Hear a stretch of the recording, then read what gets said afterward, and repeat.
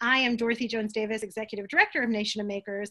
And in today's panel, we have 5 representatives from maker organizations around the United States who have been engaged in the important work of creating equitable and inclusive communities that use making and digital fabrication as a vessel for growth, opportunity, and community building. And so that we're able to use the majority of our time for learning and growth, and hopefully get to some really great audience questions. And again, I encourage you to go ahead and also put in any questions you have into the chat box as we talk. I'm going to briefly introduce our panelists right as I jump into questions. So I'm going to start asking them questions, but in asking questions, I promise I will introduce everyone.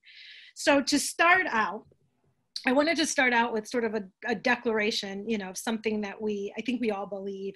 So the promise of the maker movement is that it's open to all and that it's available as a mechanism to facilitate equity and education, the creation of jobs and pathways to economic growth and stability for individuals in all communities, including those who have been disenfranchised or otherwise marginalized. So simply put, we like to say the maker movement is for everyone and that it represents opportunity for everyone. And our first panelist that I'd like to call upon is Sonia Pryor Jones, who's the Chief Implementation Officer of Fab Foundation. And Sonia, I'd like to welcome you to the panel. We know that the mission of Fab Foundation is to provide access to the tools, technology, and knowledge, and also the financial means to educate, innovate, and invent using technology and digital fabrication. And by doing so, to allow people to make what you say is almost anything. We try to make safe things and good things. But in doing that, the Fab Foundation really creates opportunity. So can you tell us a little bit to kick us off on how you see what we're referring to as the promise of the STEM and Maker platform to create opportunities for all in education, workforce, and community development? And how has the Fab Foundation carried out this work? Well, Dorothy, thank you for including us. It's nice to be here with everyone. I would start off by saying, I'm an educator by training, and I would often be found in my early career quoting Horace Mann, like many of us did at that time, that education was a great equalizer, right? And we've learned, over recent years that that's not always the case. I do believe, however, that STEM, making, digital fabrication more specifically, they really are opportunity creators. And I think in the hands of all people, it really first starts with giving people an opportunity to create the things that matter to them, that they also love, that they can enjoy, and that can also support them in reaching whatever goals or objectives they're after at that given time. And so I think that's a really important starting place, because all of this stuff is personal. As it relates to overall equity and inclusion, I like to think that the work that we're doing specifically as it relates to digital fabrication, making, and STEM is also really supporting people in the way that they think. A lot of times these are complex topics, and we are often told, I remember I was one of those kids that was told that you're not great at math, and so that's not for you. You should, go work on this other thing. But what we've seen in our communities in these spaces is that kids who typically may not be able to learn math from Sage on the Stage do a great job learning math concepts with these hands-on projects and other opportunities that interest them. And so I think in really navigating the complexities of STEM in a personal way in these maker and digital fabrication communities, people are being prepared for citizenship. We're living in a world now where a lot of decisions have to be made at every level of government that impact the environment and other things related to STEM concepts. And people are better prepared to do that because they have the opportunities in these kinds of spaces. There's also an opportunity to skill up in ways that better prepare you and equip you for the 21st century workforce that we see happening in these spaces. And I think all of those are really imperative. And Fab Foundation has been a part of that work, primarily through stewarding our network. We have a network of almost 2,000 Fab Labs in about 100 communities around the world. And so supporting people and bringing these spaces to their communities. And then once they get there, also supporting them with programming. Access has always been important to us. And in our charter, one of the things you agree to is like having Scouts honor or the Girl Scouts code, that you will create public access. And so you will make sure if people aren't a member of your university or your school setting, wherever the lab may be, there will be public access hours. So anyone from your community could walk off the street and get exposed to digital fabrication technology. So those are just some of the ways that I think digital fabrication and STEM create a platform for everyone. And then those are some of the ways that the Fab Foundation has been involved in that. Thank you for sharing that with us. So one of the ways, and you spoke to us just a little bit, that makerspaces are vessels for change and are able to enable and empower communities is through the development of knowledge and skills. And we often think of these skills and tooling as a way to train for the jobs of the future. So with that, I'd like to invite our second panelist, who is Will Holman, the Executive Director of OpenWorks, which is a makerspace in Baltimore, Maryland, to share with us the ways in which makerspaces are a vessel to support ultra small businesses and manufacturing startups, or to use them as places for job training and job training programs that will further different outcomes, for example, entrepreneurship. And in particular, Will, I know that OpenWorks has been pivotal in empowering Baltimore makers to start their own businesses, and in doing so to bolster the local economy with things like Made in Baltimore. So can you talk with us a little bit about what you're doing and how it's been engaging with the community in particular that your makerspace is located in, and where you see some opportunities for the future for that type of growth and training that can happen within a particular community, and how it's transformative. Great. All right. Thanks so much, Dorothy, for including OpenWorks today and having me on. And thanks to my fellow panelists here.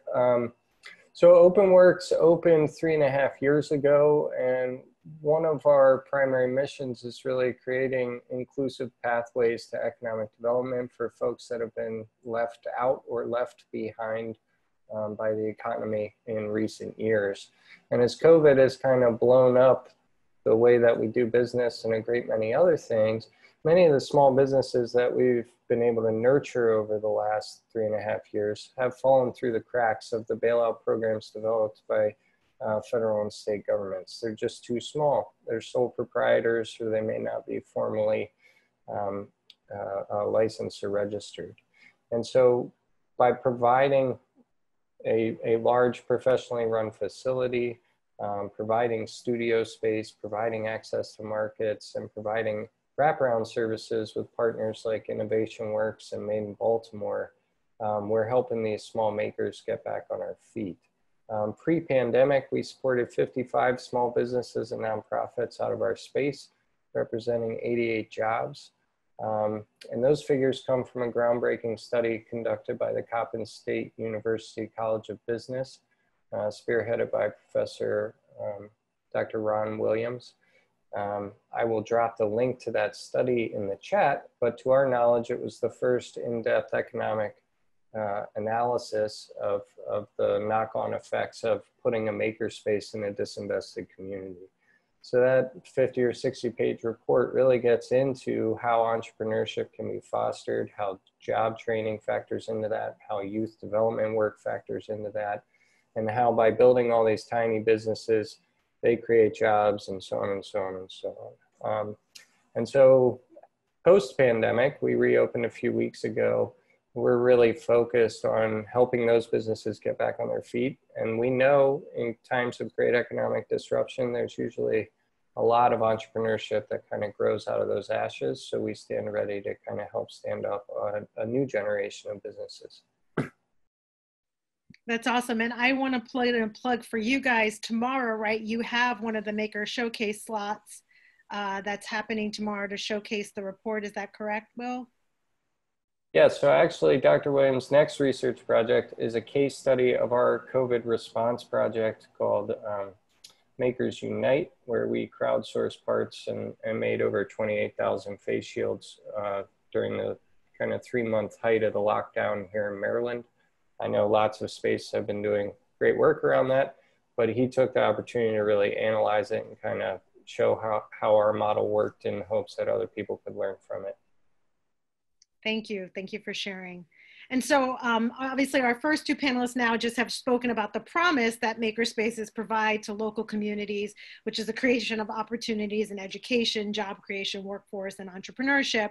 But obviously, in order to engage fully in this work within our diverse communities, we must be intentional. And I know both of you didn't speak, I asked you to speak to particular pieces, but there is an intentionality to the work that we do to be diligent about holding ourselves accountable to what we do well, and also what steps we must take to make the changes that are necessary to create truly inclusive and equitable communities. That in order to do the work in a community where, for example, you may not look like the population of people around you, that takes a certain level of intentionality. And our next panelist I want to speak to this is J.R. Logan, and J.R. is the executive director of Make Haven in New Haven, Connecticut. And I know recently, J.R., under your leadership, Make Haven has actually been engaged in a community dialogue that actually started with some sobering data that you've been collecting about your space and the surrounding community. And I love for you to share that process, because I think that there needs to be a radical transparency that we all engage in, right, to have this dialogue. I mean, step one is having a dialogue, and step two is kind of looking radically at like what we're doing right and what we can improve. And so anyway, JR, I'll let you take it over from here. Great. Well, thank you. And just as context, we're a nonprofit independent makerspace that started in 2012. And we started with 20 people who got together and were excited about the idea of a makerspace. And that group wasn't incredibly diverse. And as it grew through networks that those people knew, and we've grown to 400 people. So a very big expansion over the years. And we have a strategic plan. We're committed to diversity, all of those things. But then when we looked at the data most recently, and we luckily track each member who joins a bunch of demographic information, and we looked at where they were coming from, and then whether that equally represented the population as you would expect from the larger area we serve, the city and the surrounding county to some extent. And we just weren't. In particular, African-American and Black people were very underrepresented in our group. Just on a casual basis, in the 400, we have all people represented, but just not proportionately. And you see there's an incredible amount of entrepreneurship and drive coming out from the communities where we have access, but we also looked at the barriers. And when we look at how we recruit people, it's word of mouth. And there's other social, larger structural issues. There's transportation issues. There's lots of things that are outside of our control. And there are some things, our direct control at least.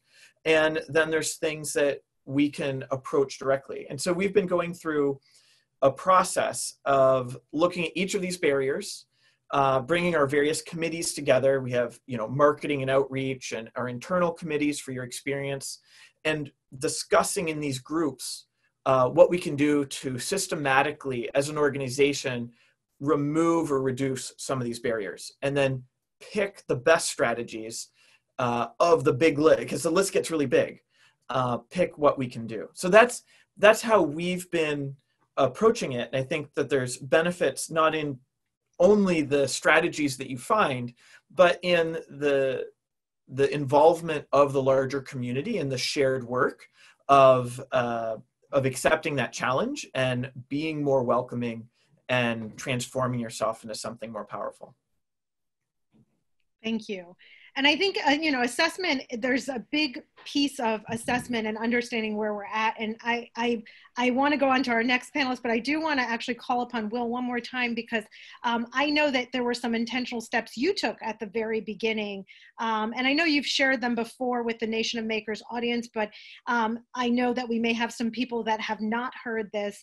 Can you speak just very briefly to some of the work that you did at the very beginning? And I want to be a little frank here, and I hope you'll you'll understand and will take this the correct way in me saying this, but you're a white male that came into a majority Black community to create a makerspace. And so I would really love for you to just speak a little bit about some of the intentional moves, because I think that it really speaks volumes to what JR is speaking to, what I've been speaking to in terms of the intentionality of the approach to making sure that you're not just coming in and asserting what you believe should happen in a community, but working with the community and becoming a part of the community in a way that allows the community to drive your decision making and the growth of your community.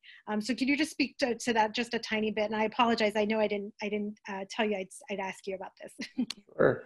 Well, we had a unique opportunity to build a space from scratch instead of growing organically like a lot of maker spaces.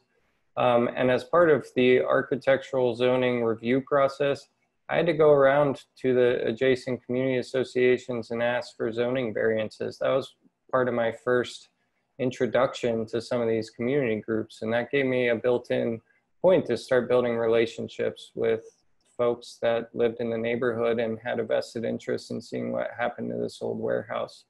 From there, we built a very diverse board and a diverse staff as first steps of making sure that we had representation. And then from day one, focused really hard on building programming that was responsive to community needs. And then the last piece was the members, and they kind of followed the representation and the programming. And I wouldn't say we've done everything perfectly. We've certainly had a lot of missteps along the way, myself personally very much included.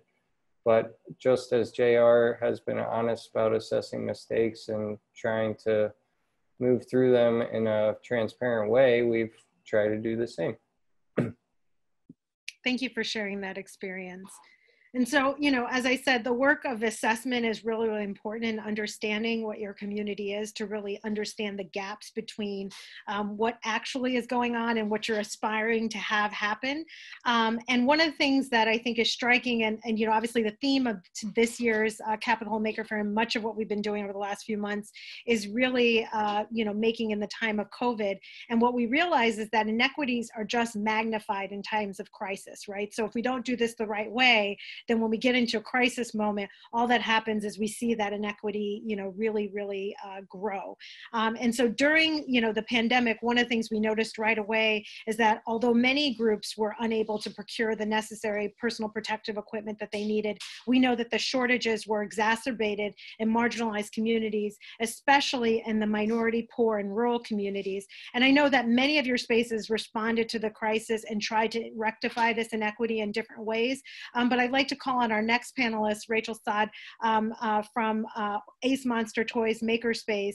Under your leadership as executive director of that makerspace, you took an approach that I think was really intentional and radical to me, and maybe it's not radical to you, and knowing you, I don't think you would think that it's especially radical, but that you took an approach that was grounded in social justice for the community that your space was located in. And can you tell us a little bit more about the Evergreen program that you designed to provide PPE for under-resourced communities in the Bay Area, and how you really thought about labor and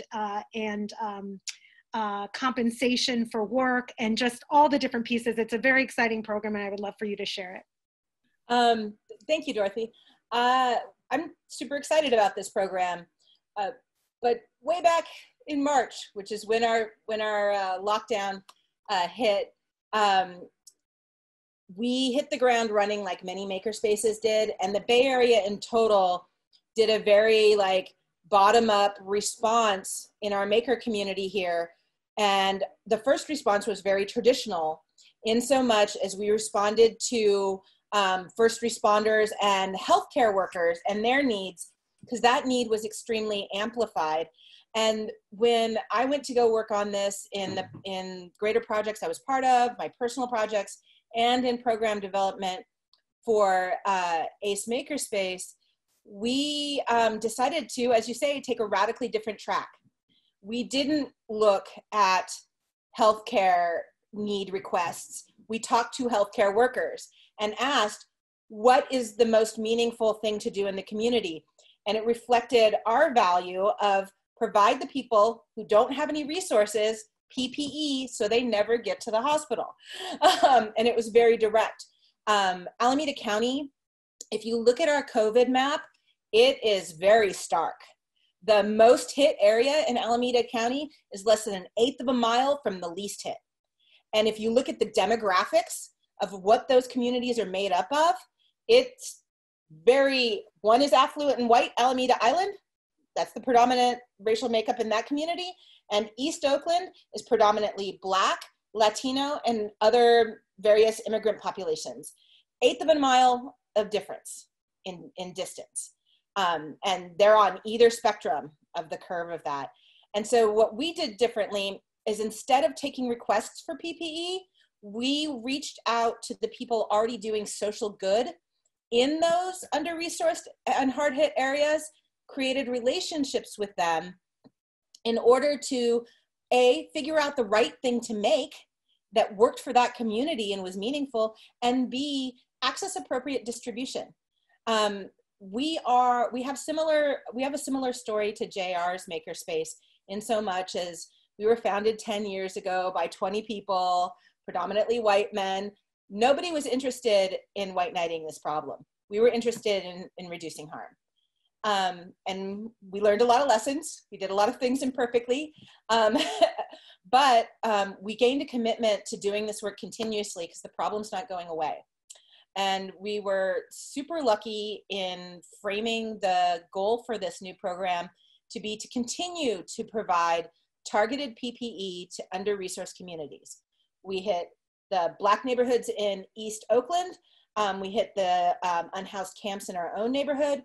We reach out to the clinics. We make sure that when protests happen, we have connections to street medics and reduce harm in those communities immediately. And we're really focused on continuing to build those strong relationships. We're doing something even different for makers. We're like, let's not over-engineer this. Let's ask them what they need and go make it, because we can. Really, we're super lucky to like that relationship building, both in rapid response and as we grow our new program, which is Oakland Community PPE. That's the name of the program. Those connections are already paying off. Danny Beasley of Idea Builder Labs here in the Bay Area was able to create a connection and provides kind of middleman services and programming, so that we now get to work with the Oakland Workforce Development Board, and we now have 5 new young adults coming into a 5-week program where they're going to spend some of their time learning how to create and fabricate PPE, and then they're creating PPE, and they get a voice in our distribution and what equity looks like, because these are the people in the community and they have something to bring to the table, and we know we don't have it ourselves. So we want to give them agency and voice into how we execute and deliver on our intention of equity. Because there's got to be that connection between, great, be intentional, but do it. And as you learn things, change it until it's better. So it's not kind of, it is what we are doing. And I just have to do a big shout out of thank you. Along with our own modest fundraising, we got an excellent grant from GetUsPPE.org, and Nation of Makers facilitated an additional grant that allowed us to seed fund this program. We wouldn't have been able to go evergreen without it. And we're continuing to seek partnerships with local organizations, local civic and government groups, whether it be funding or other ways to creatively solve this problem. And we're bringing to the table what we know how to do, which is be nimble, be inventive, do a lot with a little, because that's who we are as makers. And that's what we're doing with our new program. Thank you for sharing that excellent program. I think it's just a really great example of what we can do when we are intentional, when we are thinking, and when we're bringing in perspectives from our community instead of, like you said, we don't know everything. And I think sometimes, makers want to feel like we know everything, or at least we can get to the answer if we hack it hard enough. But sometimes it's okay to admit that we don't know everything, and that, just like the problems come from our community, the solutions do too, and that we're not the only people in our community. So I really appreciate that example. So, while makerspaces provide a tremendous opportunity for diverse communities to grow and thrive, this opportunity and promise is really furthered with the participation of local leaders and policymakers. And of course, we're at the Capitol Hill Maker Faire. So, it is important that we talk a little bit about, policy and the role that leadership in your community and policymakers play in making sure to facilitate this kind of work. And so, Demetrius, I wanted to call upon you. So Demetrius Norman is the executive director of NWLA Makerspace in Shreveport, Louisiana. And I know you've worked really, really hard to impart the opportunity of makerspaces to the development and viability of the local Shreveport economy under your leadership. And so I wanted you to speak a little bit to the work that you've been doing. I know that you sit on some of the city councils and groups, and that you've worked and engaged with a lot of the local policymakers and leaders to be transformative in your community. And, after this question, I'm happy, I actually would be interested in hearing also what the other panelists think of the role of policymakers and funding agencies in ensuring equity and inclusion in the maker movement. But let's start with Demetrius, and then we'll move through the rest of you as well. So Demetrius, take it away. Absolutely, absolutely. And I'm definitely honored to be here today. Thank you for the introduction. I see some familiar faces, Miss Sonia, our friends from Ace Monster, that kind of have, I want to say that their organizations have paved the way for a lot of what we've been able to do here in Shreveport and Louisiana. And even, that doesn't go unnoticed from our elected officials that are like, how can we build this into something citywide or district-wide? And so I've definitely have got to have that conversation, even with our sponsorship from AT&T within the past year. They came on board with our digital inclusion efforts that we combined with the 2020 census outreach, which of course is the first year that it's gone online. And we were really getting prepared for that and what that looked like in dealing with the disparate communities that are undercounted, have less digital access. And then the pandemic happened and we were making PPE. So I've been kind of all over the place this year with community efforts. I definitely am grateful to be a part of the Nation of Makers, our organization, to be a member, because really our story, it's not quite the same without each of your organizations. And even the other maker spaces that have always chimed in from when we were first trying to do our 501c3. I think we were a member of the group. So literally from the day our organization was born to all the things that we've got to do with working with, disparate communities. I myself come from an underserved neighborhood of Queensboro here in Shreveport, Louisiana. So we have our disparities in Louisiana, and then we even have further disparities in the neighborhood I grew up in. So we're looking at, not to be bashful, but like some average incomes, families living on $10,000 to $20,000 a year, which even though we have a lower cost of living down here in Louisiana, there's still, United Way has what's called the Alice report for each area. And I think they estimate our cost of living at about $40,000 even here per year, even here in Louisiana. So, we have some of our officers and teachers and, leaders in our community that don't even make that, people with degrees. And so, it definitely was a challenge to start a maker space in an area like this, where even before you normalize for race and gender, even among, what would normally be considered our affluent white community, there's still a lot of poverty and disparities that, we kind of share in common. Quite honestly, that unfortunately, that tends to be the great connector here in the southern region, is that across these different demographics that normally don't communicate in different areas, we kind of share that link with disparities, lack of access to healthcare. We kind of have the same struggle. And so it is not as difficult, I think, to get this cultural mix of diversity and inclusion in the South. It's just when you mix in this magical thing called money and opportunities, it gets interesting. So, you know, whereas we share some of the disparities, we don't equally share some of the pathways out of poverty. And so that's where makerspace really comes into play. I got to start a neighborhood association in this disparate community that I grew up in. Around the time they were closing our schools, we got to be a part of the disaster recovery effort. Long story short, all those relationships, including my relationship with current Mayor Adrian Perkins, who's also pursuing the Senate here now. All those relationships became makerspace relationships. And a lot of those relationships I didn't realize had anything to do with our makerspace. At that time, I knew what vision I had as far as equity and equality. Like if we had a makerspace in the Black community and we had these tools, then, you know, all these ideas we used to have in the neighborhood. I mean, me and my friends, when we were little, we'd read the comic books and talk about building a little hovercraft out of a vacuum cleaner, and we'd come to my house every day, and that was like our thing. But we didn't have access to any type of tools or free play like that, other than me taking the radio or my video game apart, right? And so that was really my inspiration growing up. But I really didn't have access to anything like a makerspace. So it's been somewhat of my childhood dream. Even before I knew what the term makerspace was, I knew I wanted some type of Dexter's laboratory, you know, that I could go to and just come up with these crazy ideas.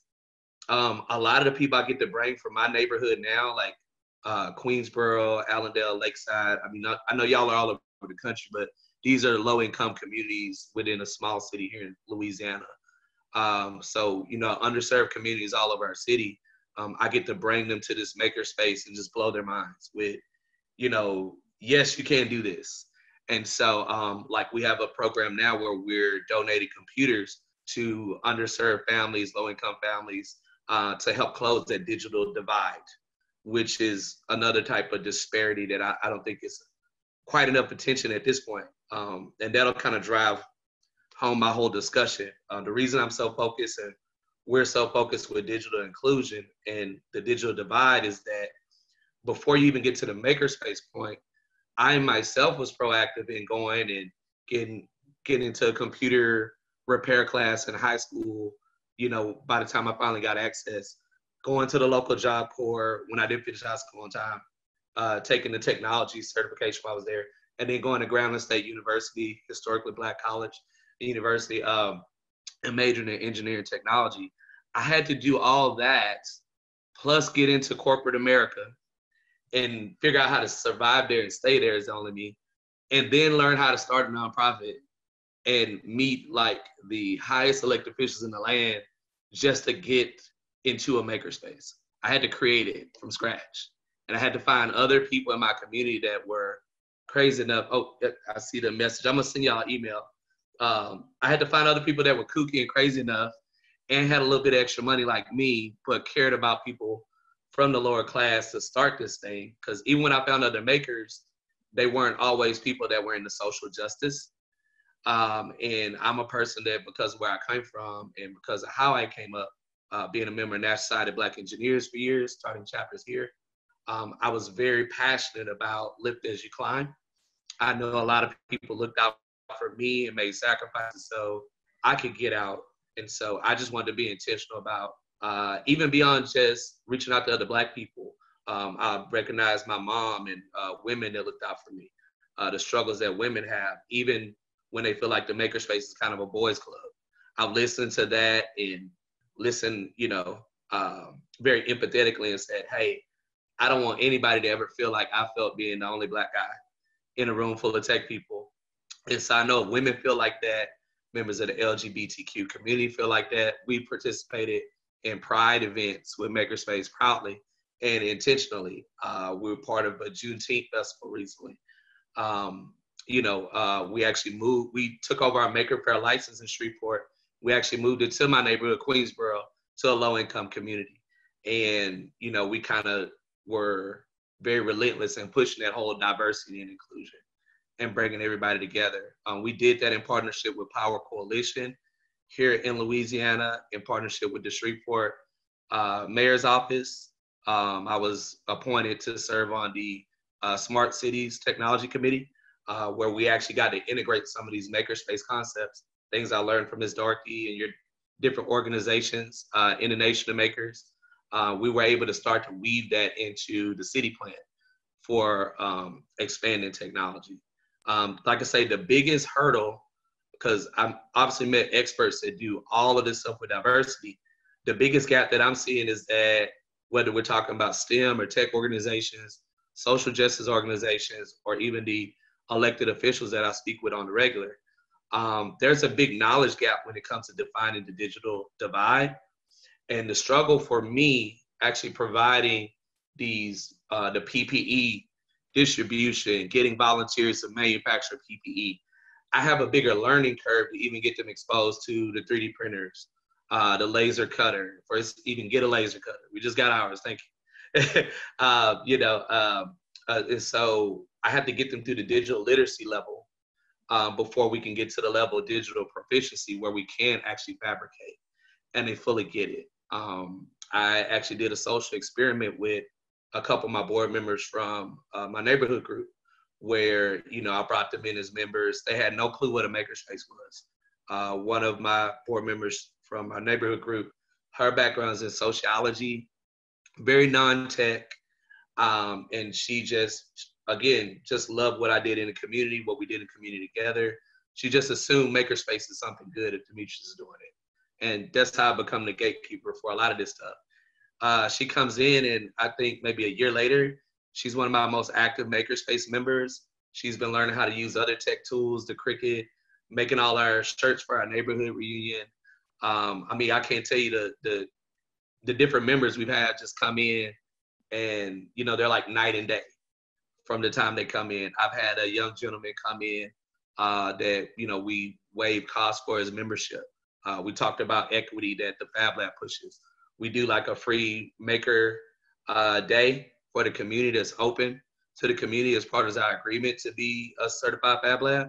That actually helped grow our makerspace and helped our bottom line and helped us secure a lot of different grants and funding, doing what the Fab Labs asked us to do. But we also got to waive membership dues for a couple of members, and we got the concept, the model from Ace Monster, where they volunteer hours in lieu of the money they don't have. That in turn, the Ace Monster model helped our outreach in the underserved communities, and also helped us to turn some of the low-income residents into members, even if they didn't have money.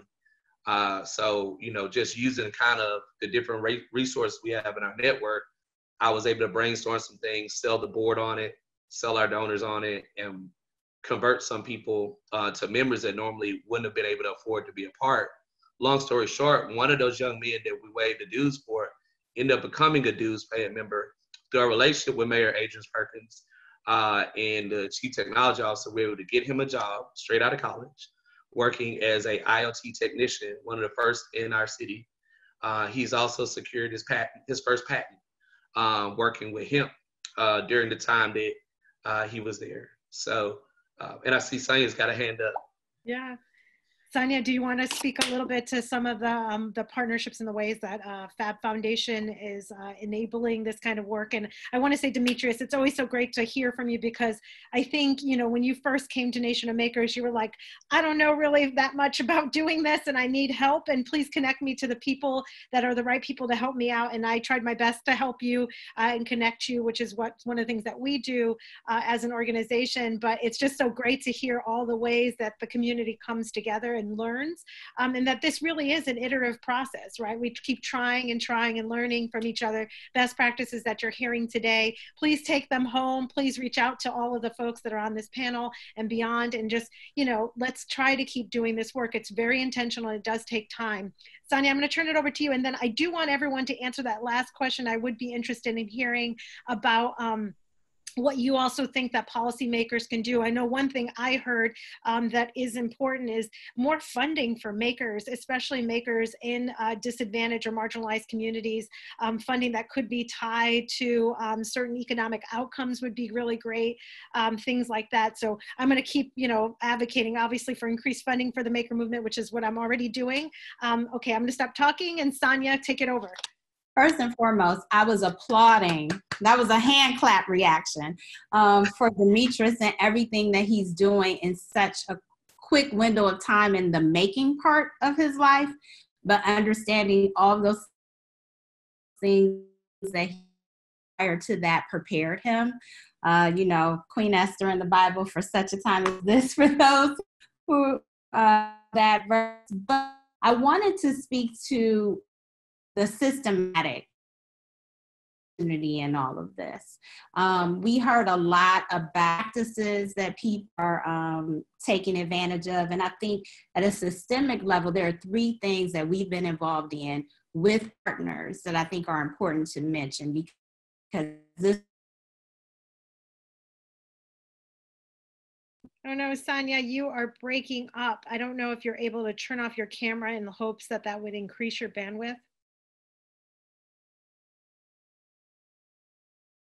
Oh, she was right in the middle of those 3 things she was about to do. Okay, you're back. You're back. Maybe turn off your camera just so you can get a little extra bandwidth, and then quickly say the 3. Okay. So again. 3 things that we're working on that I think are important at a systems level. One, we have been working with partners, including those at the federal government level, on a national Fab Lab Network Act. And this is an act is bipartisan, with sponsors both in the House and the Senate, Bill 2195 and 3837. And the goal is to establish a public-private partnership that will build enough infrastructure that we can have Fab Labs and innovation spaces like the ones you've heard on this call in every congressional district. So that's a really important policy piece. Another piece around practice has to do with the amount of skill set and opportunity that these spaces create for workforce. And we partner with the National Governors Association to put out a report called The Future of Work Now. I will put that in the chat. It's a great guide for our maker spaces to use to have policy conversations, even at the local level. And then the third is focused on education. And we are working with a collaborative to really build our field. All that we're doing in making and in digital fabrication is a field of its own that isn't currently recognized. And so Fab Foundation, Nation of Makers, Maker Ed, Make for All, Digital Promise, and Fab Learn have a National Science Foundation grant includes, where we are coming together to take all of our practices and create a shared vision that will touch upon all of the work that the many maker spaces and innovation spaces are doing across the country. And I think those are things that are happening at a systemic level around policy, shared vision, and shared practices that really can equip us to do more of this work for more people. So hopefully that was fast enough. That was perfect. Thank you so much. And so I do want to see, it looks like we don't have any audience questions coming in, but put your question in if you do have it. We probably can ask one more question after this one, but I do want to get other people's insights. Does anyone on our panel have any insights also as to the role of policymakers? I know, Sonia, you just talked a little bit about some of the work that you're doing that intersects with policy, but I don't know, Rachel or Will or JR, if you have any ideas or thoughts about, the role of policy. Rachel has her hand up and ready to go. Okay, Rachel, go ahead. This is along the lines of policy on the local level. One of the greatest hurdles that orgs like mine, who are small to medium level nonprofits, have is that we don't have the resources to offer all-inclusive programs that may be requested by the city government or city programs. And if there's a way to create relationships to bridge those gaps in order to get the needs met, we are a resource here, and letting us get dusty on the shelf is not good for anybody. So thinking a little bit more creatively and being open to curiosity and innovation about how we connect to those needs from a local policy level would be amazing. I agree 100%. Thank you, Rachel. And JR? so Oh, go ahead, JR. yeah, I think about what an incredible time we're at as far as how many changes are happening with technology and opportunity. And a lot of institutions struggle to keep up with that. But the nature of a makerspace is one of exploration. And it's one where you have lots of different people who are passionate about these frontiers coming together. And then you're meeting that with micro entrepreneurship, people who are motivated and ready to try new things and start businesses. And this is going to make a real meaningful thing in their lives. So when you think about how you accelerate that, I think about, can we bring in like microcredit so that you can get assets to these very small, and it is often very small startup, a lot start and then fail. Can we strengthen the ties with the SBA and figure out things there as skills become broader and more divergent in what they are, and creativity is more important rather than just knowing how to run a CNC. It's knowing how to tweak the CNC and make it do special things and incorporate it with artificial intelligence. Can we figure out how to recognize those skills and micro credentials or other things that are recognized externally and valued in the society? So those are just some ideas that we've been thinking about, and I think really leverage this unique place of technology and change, and really needing for people to be adaptive and bring that into their workplace without the old sort of standard rigidity. Thank you. And Will, I wanted to call on you because I know you're actually working on some policy, or you were working on some policy before COVID hit at the state level in our state in Maryland. So do you want to speak a little bit to what you are trying to accomplish and what you hopefully will be able to accomplish at some point once the world gets back to normal, if that ever happens? Sure. Well, similar to Sonia on the national level, we had a bill before the Maryland State Legislature to provide planning dollars to TEDCO, which is Maryland's venture capital investment arm, to develop a makerspace in every county in Maryland. And from a policy standpoint, going back to some of the comments made earlier by multiple panelists, is that in a time of massive disruption in society, even before COVID, and the fact that, like you said, Dorothy, COVID has magnified a lot of the inequities that are already in place, makerspace have a unique place in being a community support, a resilience for both the economy and for people's health, but last and most importantly, a great equalizer through education, through entrepreneurship, through job training, through access to the means of production. There's no greater way to give someone control of their own destiny than to park them in front of essentially their own flexible factory. If they have the ideas, they can make it happen and kind of chart their own path. So besides that piece, unfortunately, that bill didn't go because of COVID this time around, but we'll try again. I think every state and municipality has an arm similar to TEDCO. In Baltimore, there's a city one called the Baltimore Development Corporation.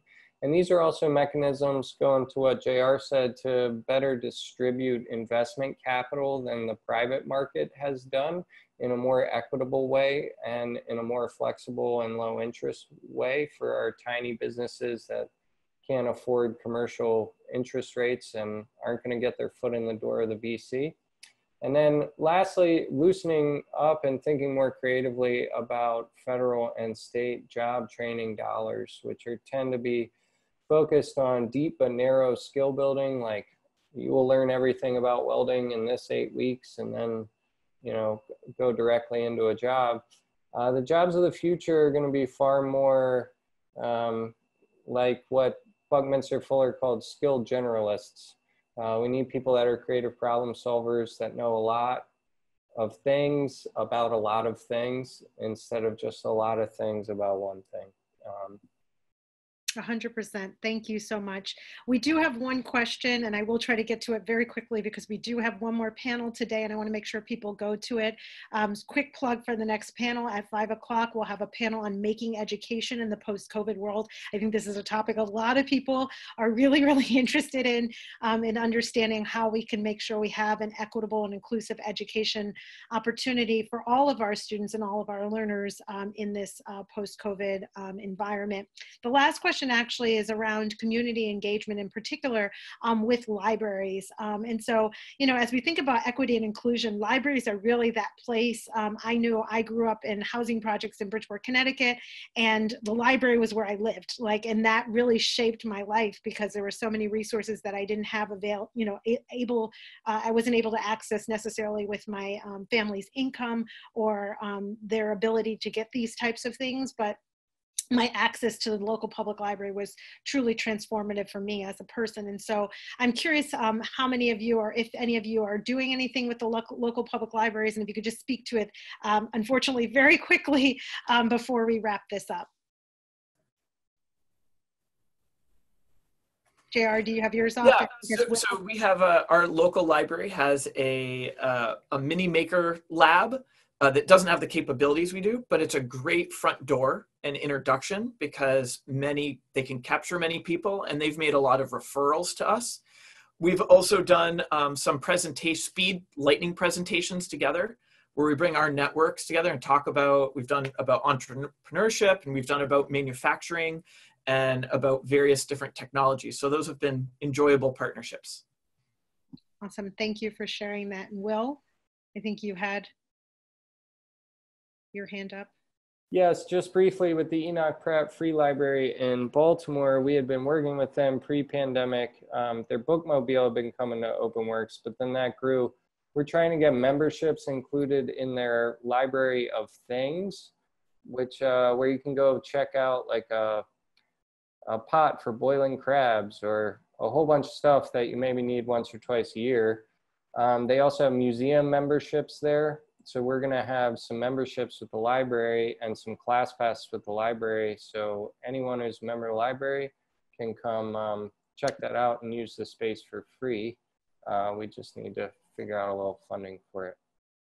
Yeah, and I know actually on that note, you're right down the street from Station North Tool Library, which is a tool lending library that also is a similar space, which is, you know, a library where you can get things, everything from, you know, a lawnmower to a rake, right? And so just anything to refinish your floors and things like that. And I know actually, I believe I heard that our DC Public Library that's close to us is actually starting when they reopen with a little bit of a tool lending aspect to it. So I think libraries are moving towards that as a way to reach out to the community and really meet that need beyond just the traditional needs of libraries. Yes, SD just confirmed that that is in fact on the docket. I knew I saw that and read that correctly. And their Fab Lab is going to be 5 times bigger. It gets better every day. So I know we're coming up on the hour, and I really hate to see you guys go because this is such a great panel. I want to thank all of our panelists for making time to join us. And I really want to thank you for all the work that you're continually doing. Please realize that this is an intentional effort to continue to do this work, and that this work is long lasting. One of the things you probably heard from all of our panelists is that they've been doing this work before COVID. They will continue doing this work after COVID, and that it's an iterative process, just like any maker experience. We iterate really well. So this idea of how do we create these inclusive spaces is not a one-time deal. It's not an assessment you do once and then you're just done. You implement some things and we check it off. That's not what's going to happen. We have to continually communicate with our community, reach out to our community, engage with our community, become our community, right? And have our community become us so that we're not in one position of power. And so I just want to leave you with that this is hard work, but we're excited to do it with you. So please reach out to us as Nation of Makers. If you need any resources, we have a new resources on race and inclusion in the maker movement section organization that has a lot of resources, a lot of tools and educational pieces, a bunch of action items, all kinds of things that we're doing. And we're continually adding to that every week, every month as we continue this conversation. So again, I just want to thank you. Please do, if you have the opportunity, join our education panel coming up. It's on a different Zoom line, but I hope to see you there. Thank you again for joining us today at the Capitol Hill Maker Faire, and thank you again to all of our panelists.